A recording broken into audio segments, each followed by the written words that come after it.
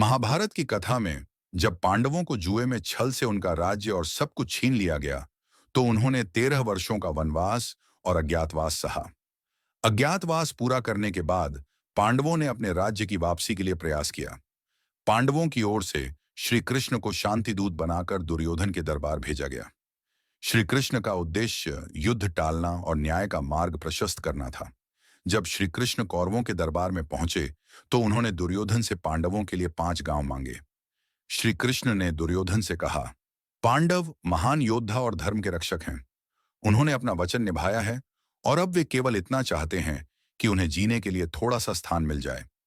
यदि आप उन्हें पूरा राज्य नहीं दे सकते, तो कम से कम 5 गांव दे दीजिए।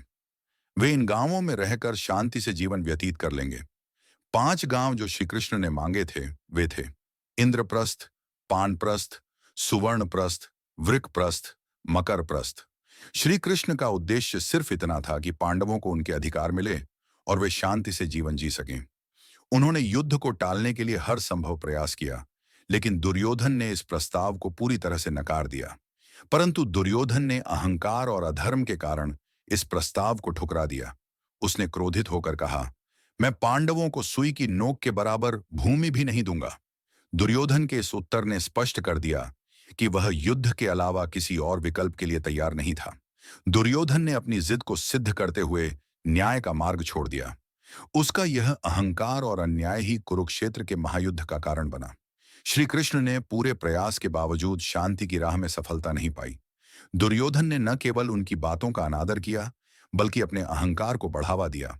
कृष्ण का उद्देश्य हमेशा सत्य और धर्म की स्थापना था, लेकिन जब युद्ध अपरिहार्य हो गया, तो उन्होंने पांडवों की मदद की और युद्ध के मैदान में उनका मार्गदर्शन किया। यह कथा हमें यह सिखाती है कि अहंकार और अधर्म का परिणाम विनाश होता है। श्री कृष्ण ने अपनी ओर से युद्ध टालने का पूरा प्रयास किया, लेकिन दुर्योधन का हठ उसके पूरे वंश के विनाश का कारण बना। पांडवों का धर्म और सहनशीलता अंततः विजय का कारण बने। यह कहानी आज भी हमें न्याय, धर्म और सच्चाई का पालन करने की प्रेरणा देती है।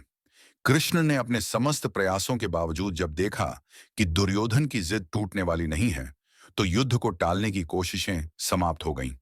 अंततः महाभारत के युद्ध में पांडवों ने धर्म की विजय प्राप्त की और अधर्म और दुर्योधन की हार हुई।